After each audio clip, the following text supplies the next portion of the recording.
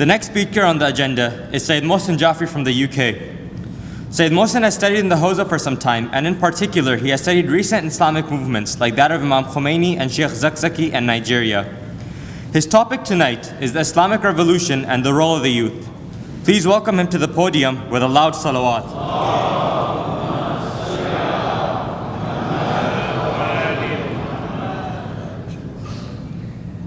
It's always difficult speaking on the topic of youth, simply because how do you define such a word? We belong to a line of thought. I remember there was a scholar who was shaheed in the tragedy that occurred a few years ago in Mina, and he said that we belong to a line of thought in which you can have a 6-month-old baby and he's considered a youth, and you can have a 90-year-old companion and he's considered a youth. And following that, it shows that the more revolutionary you are, the more revolutionary your thinking is, the more youthful you are. I would dare anyone over here to claim that the likes of Imam al-Asi or Imam Jafri Bangash or Sayyid Hassan Mustafa are not youth. And you'll see what their reply is, for sure. This was slightly difficult for me, I have to admit. I couldn't figure out, what can you present? Because it is a very broad topic, and just like, inshallah, the leader of the Islamic Revolution becomes a guide in our lives and our day-to-day problems, I turned towards him for help in regards to this. And what I came back with was this speech that he had given. There were ministers who were complaining a lot about this problem we have with the youth. And in response to this, he gave a speech in which he said, "Do not say the problem of the youths. Say the youth are the resolution to problems." And then after that, he listed some places from before the revolution, during the revolution, and then afterwards, which showed where the youth became a resolution to the problems that they faced. So hopefully in this presentation we're going to go through some of those problems, and let's see, inshallah, we can benefit as much as possible from that. Please recite another salawat.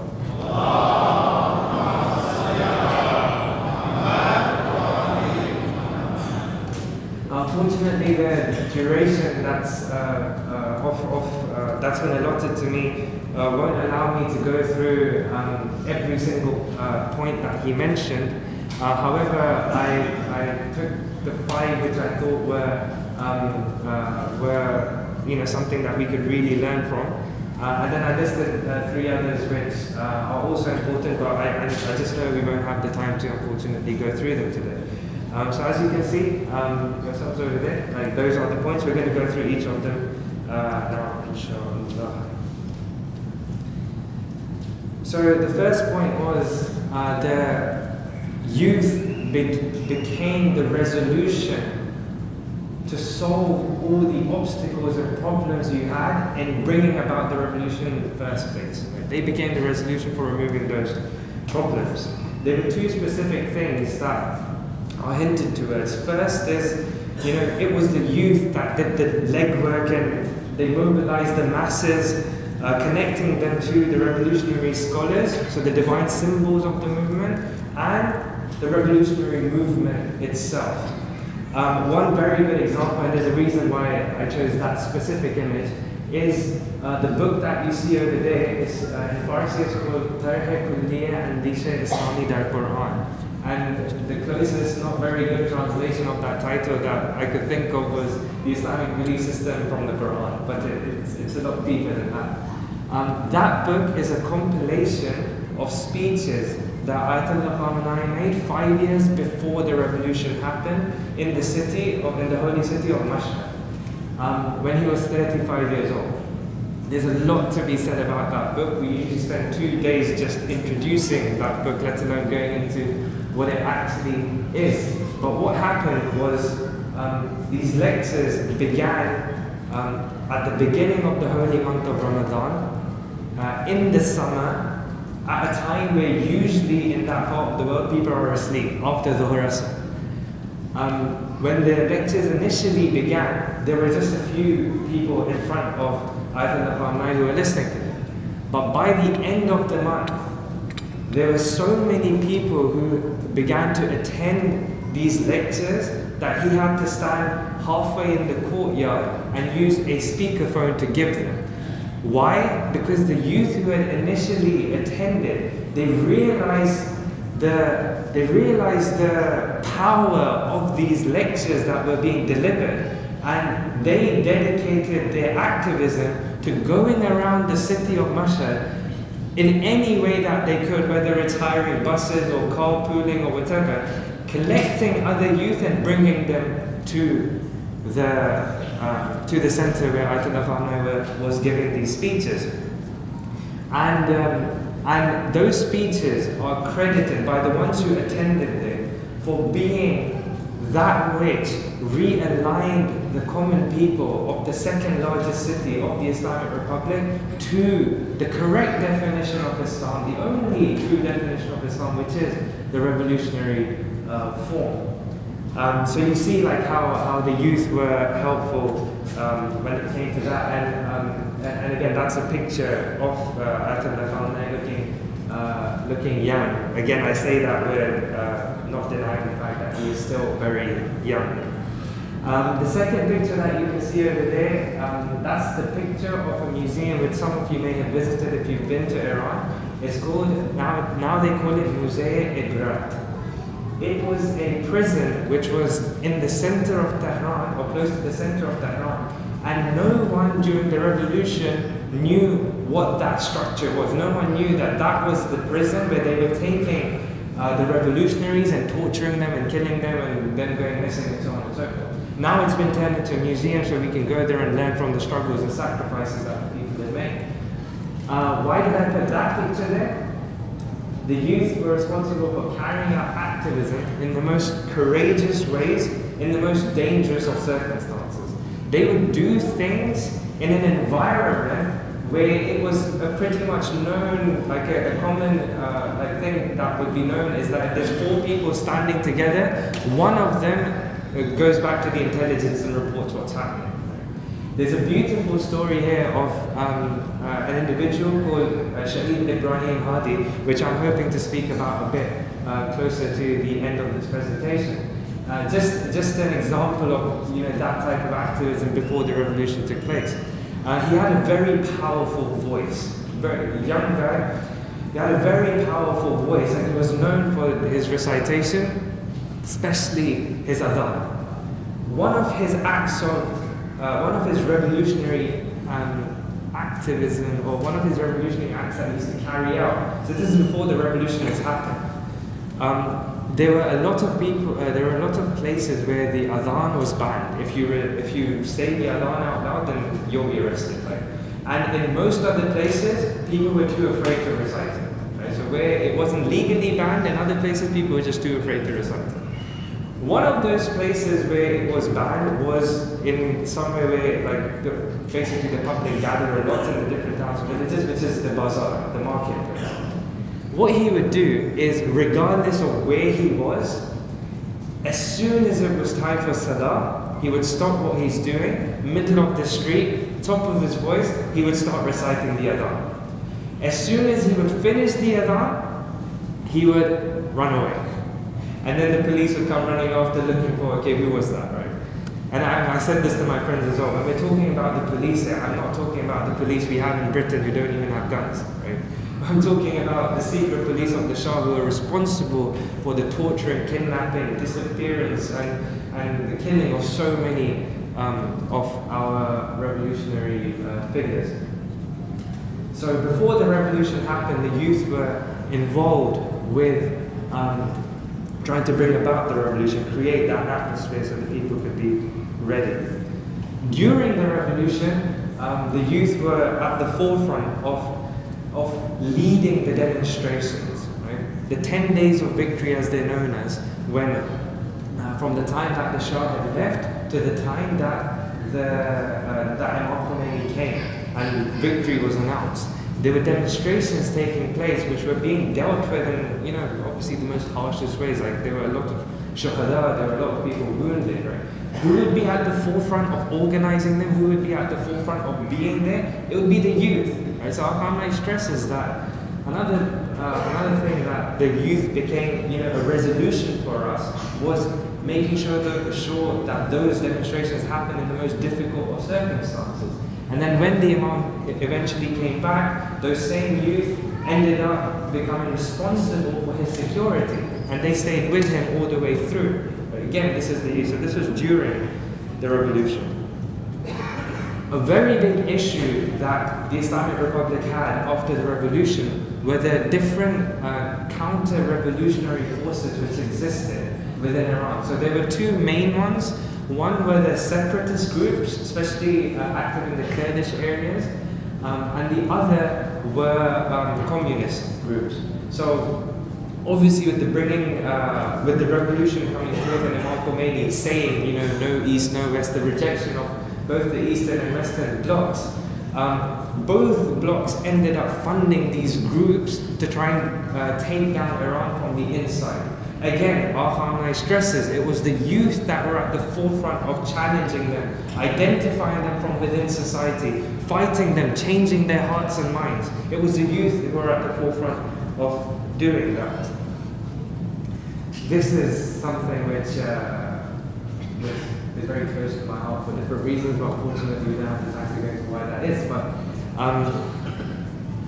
when a revolution comes about and it is in the pursuit of establishing Tawheed, the slogan of Tawheed, this is an explanation that Al-Khamnai himself gives, not in this lecture, but in actually the book that we showed before. The slogan of Tawheed is La ilaha illallah, the rejection of the non-divine and this pursuit towards Allah. Ayatollah Khamnai has a beautiful saying. He says that means wherever Tawheed goes, two immediate effects happen. The mustakbirin, the arrogant, begin to shake, they get worried, and the mustad'afin, the oppressed, the downtrodden, for them it becomes a magnet of hope, it becomes a magnet of strength, right? They get attracted to it.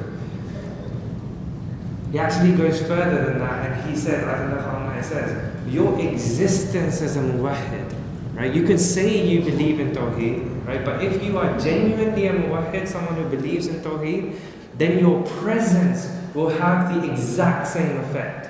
Your presence will shake the arrogant powers, and your presence will become a magnet for the downtrodden and the oppressed. Please recite as-salawat.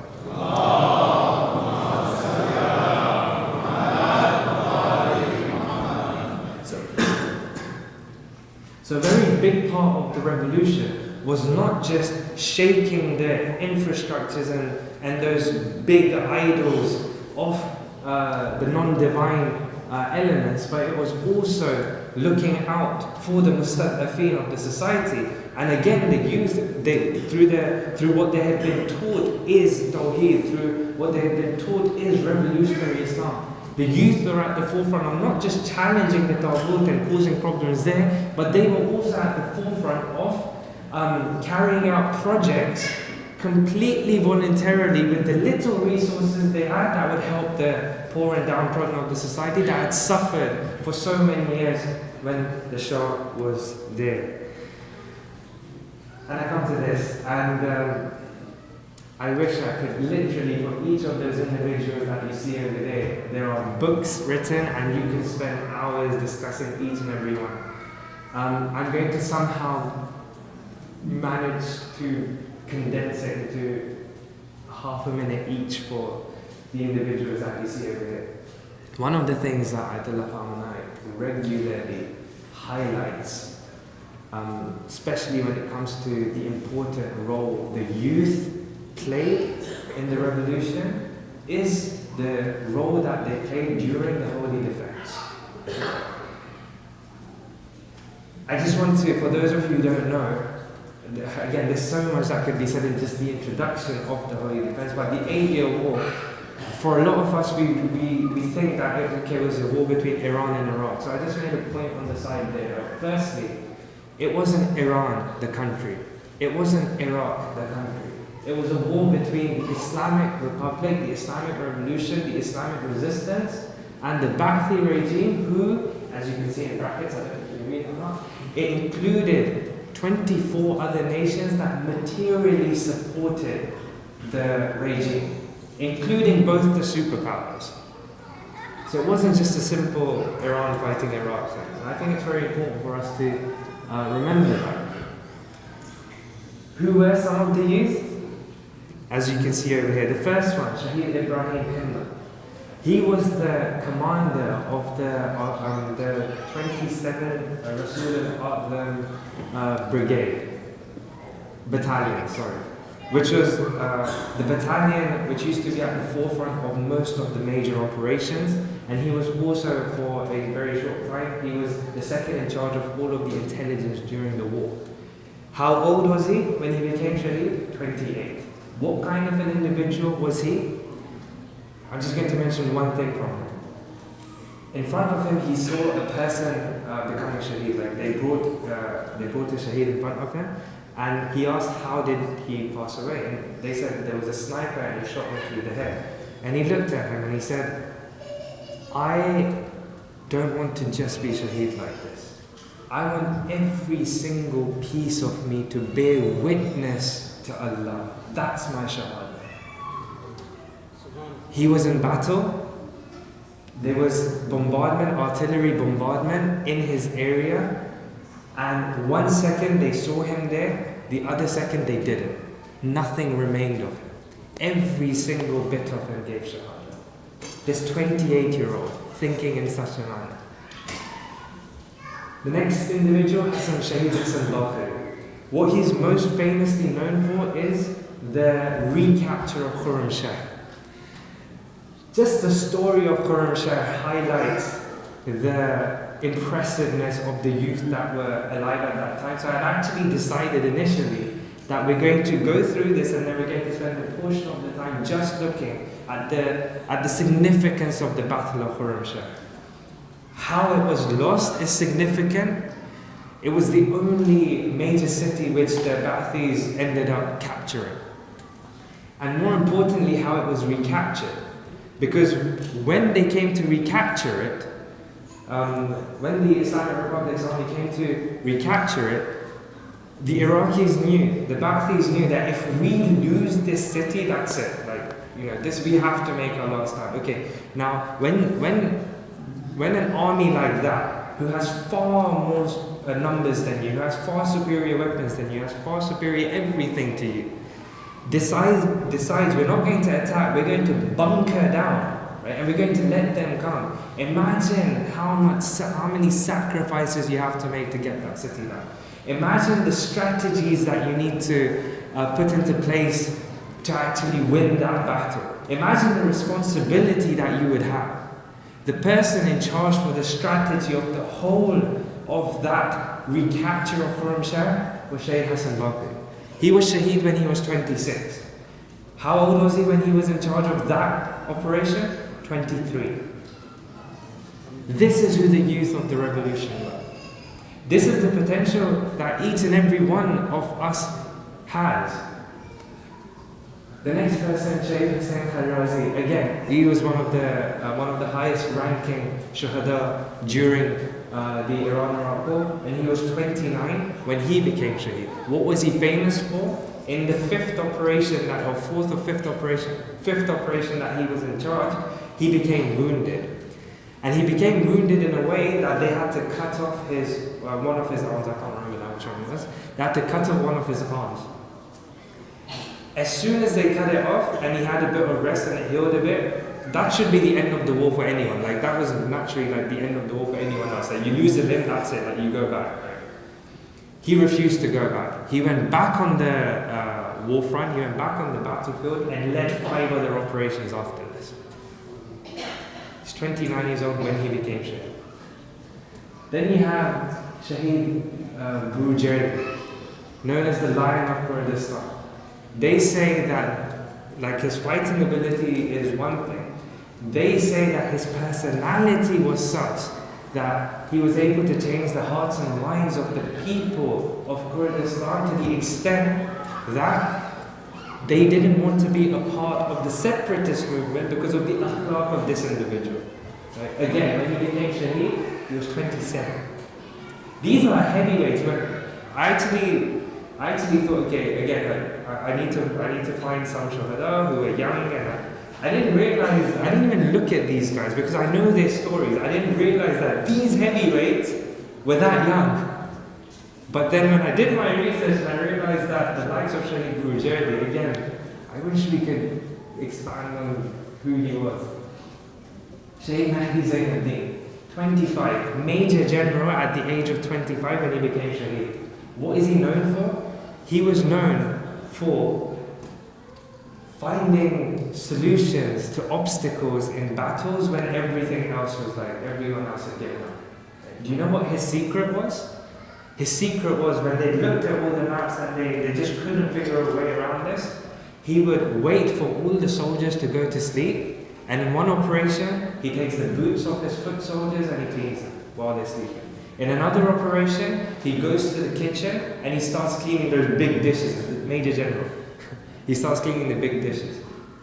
Why? Because it's a promise of Allah, if you look after your iman and if your actions are good, you will be guided. Right? Surah Yunus, verse number 9, as a reference. Right? It's a promise of Allah. So these people, at that age of 25, he gave so much importance to self-development, so much importance to that iman and those amal salih, that's what he would do. Like, just see the maturity in that thinking, the importance he gave to, again, self-discipline and self-purification. Again, I wish I could expand more on each and every one of them. The last one, Syed al-Huda, right? He wasn't ranked, and the reason why he wasn't ranked is because at that time there was no formal Islamic army. What was he most famous for?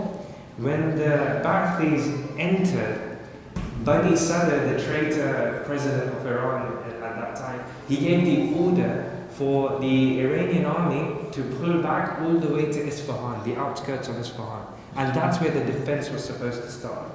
The people of all these cities and towns and villages all along the way, they were like, hang on a second, what about us? We will be finished if they come towards us. Like, who's going to save us? Some youth got together and they took the responsibility of spreading themselves in these different towns and villages and defending. Like they said, even if we slow them down only to the extent that they have to go over our bodies, we'll do that. Shaykh al-Huda was one of these personalities. He went to the town of Huwaizid, right, with 110 people, including, age-wise old and age-wise young, right? But they were all youth, remember. 110 people. Huwaizid had no strategic importance whatsoever. The plan of the Ba'athi army was just to go past it. They were supposed to go past it and carry on their attack. And Saddam Hussein very famously said to a question a reporter asked, like, I'll answer you tomorrow or a few days after in Tehran, right? He will have a press conference over there. Huwaizid was so insignificant, like they were just expecting the army just to go through. These 110 people did not let 2 mechanized divisions and 1 infantry division go through Huwaizid. First attack, they repelled it. Second attack, they repelled it. Third attack, they repelled it. And then the order came, like, this is not even an important town. Just go around it. Right? So then literally the army was like, okay, we're not going to touch this place, we're going to go around it. When Saddam Hussein found out how many losses they had incurred in this insignificant, like strategically insignificant place, he took personal responsibility to carry out the operation to take away. And they did. And he did. I mean, the revenge he took on Huwaizid was such that once the battle was won, his revenge was he wiped that village from the face of the earth. No building was left standing. Even now, when you go to Huwayzir, the place where the town actually used to be, like the village actually used to be, nothing is there but the graveyard where Shaheed Alam al-Huda and his companions are buried, and a place where like you can go and rest, like those who come in for ziyarah of the Shuhada, they can rest there. And they made like a new village, like slightly maybe like 20-minute walk to the side. That was his revenge. Shaheed Alam al-Huda stood there. I'm going to mention something very quickly about Shaheed Alam al-Huda. So I was fortunate enough to be in Huwayzir on Shab Ashur on one of the days.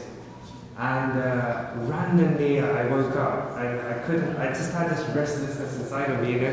You're so close on Shab Ashur to the likes of Shaheed Alam al-Huda and like his companions, and the way they made the little graveyard is so beautiful. For those who've been know what I'm talking about.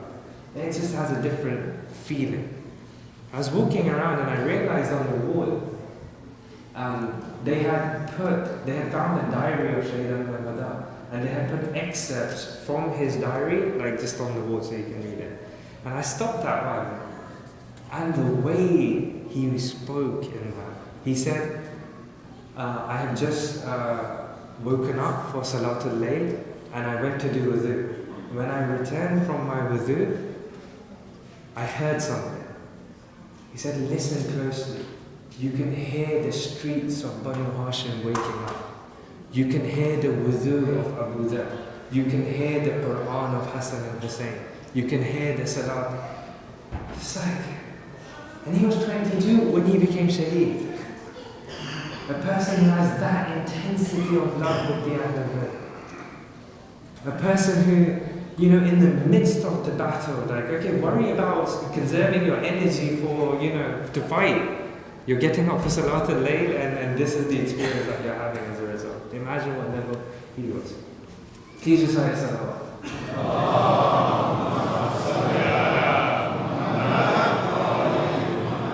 I always say one of the benefits of not looking at when you started the talk is you don't know when you're supposed to finish. So if someone can give me a hint to how long it's been and how long we have left, I would be very grateful. Okay. I will finish very quickly on this last individual. Ibrahim Adi. As the brothers who've been with me in the last couple of days know that when you speak about this person for an hour, you need to rush it. That's how many virtues he has. Again, the time is finished. Like I don't want to go into too much details, but just to give you an idea, this was a normal foot soldier. He wasn't a general, he wasn't a commander, just a normal foot soldier. When I say just a normal foot soldier, in the Islamic army, it's like saying Shaheed Mohsin Hujaji was just another foot soldier. Right? So even they have their rights. Who was this individual? The person who compiled the book. Why did he compile it? He had a dream. In that dream, he saw someone by the name of Sheikh Zahid Hussain. Sheikh Zahid Hussain was known to be one of the teachers of some of the people who were most famous for giving Dars al-Akhlaq. Those who had attained levels of spirituality, Sheikh Zahid Hussain was their teacher. He said, I saw him giving a talk in this dream. And he said to his students in front of him, why do you come to me for advice on practical irfan, on practical mysticism, when I myself have a teacher? And he was holding a picture. And the person who compiled the book, he looked at the picture, and that picture was a picture of Shaheed Ibrahim Hadi. He wakes up. He's like, I know Ibrahim Hadi, but do I really know him? And he went on this journey to find out stories about who this individual was, fell in love, compiled a book. There's one story within, again, to show like what level that this individual had reached. There's one story, there's a person by the name of Ali Dulabi, very famous for those of you who are aware of personalities like him. Ali Dulabi was maybe someone you've heard of as Rajab Ali Khayat. Rajab Ali Khayat was a normal individual who had attained very high levels of spirituality, and people would come to him for spiritual advice, including some pretty heavyweight scholars. Ali Dulabi was someone similar like that. He was one of those hidden gems during his life who had attained very high levels of spirituality, and again, heavyweight scholars would go to him and ask for advice. There's a story in the book which shows that one day Ibrahim Hadi was in Tehran, and there was a friend who was with him, and he said, "Come with me, I need to go somewhere." So they went and they met. He went to the residence of Awliyaullah. There were other people over there. Again, like scholars, normal people like asking him for advice, they talking about spirituality. When they left, Awliyaullah turned towards Ibrahim Hadi with full attention and said to Ibrahim Hadi, sat in front of him like a student sits in front of the teacher, and said to him, Ibrahim, can you give me some advice? At hearing this, Ibrahim, completely shocked and started says, like in Farsi saying, Jihad first. What are you saying? Like, who am I to give you advice? And he became so disturbed at this, he asked for permission to leave. He gets up and he walks out. His friend, who like most people at that time, didn't know who Awliyaullah was. When they leave, he says to Ibrahim Hadi, what's wrong with you? Some old guy is asking you for advice, just give him advice. And Ibrahim Hadi says, if you knew who that was, you would not say what you're saying right now. And his friend is the one who narrates the story, and he says, after Awliyaullah passed away, the story started coming out about his spiritual stations, and I realized what he had said that day was not a small statement, and no wonder Ibrahim was so shaken. Talking about youth, he had attained all of this. I have to mention this. There's a very famous clip in which Ayatollah Khamenei is speaking about this book, but the Farsi version. Okay? And he says in that clip that I read this book recently about Ibrahim Hadi, and he has such a magnetic character, this pull. After I finished the book, I couldn't get myself to place this book back in the bookshelf among the other books. So it stayed with me by the side. Who is this personality that 40 years after his shahada, you have the leader of the Islamic revolution speaking about him in such a way? Who is this personality that we, being in a foreign land, in a foreign culture, in a foreign language, halfway across the world, 40 years after his shahada, have the tawfiq to be speaking about? I wish I could mention more stories, but inshallah, if I'm not mistaken, the brothers and correct the book is available at the back. Please do find out more about this individual. How old was this individual? Talking about youth, and I already mentioned like what his spiritual status was, and I've not mentioned all the other stories about him. He has so many stories about him that this is volume 1. Okay, there's another volume after this. He was 26 years old when he became shaykh. 26, and he takes it to them.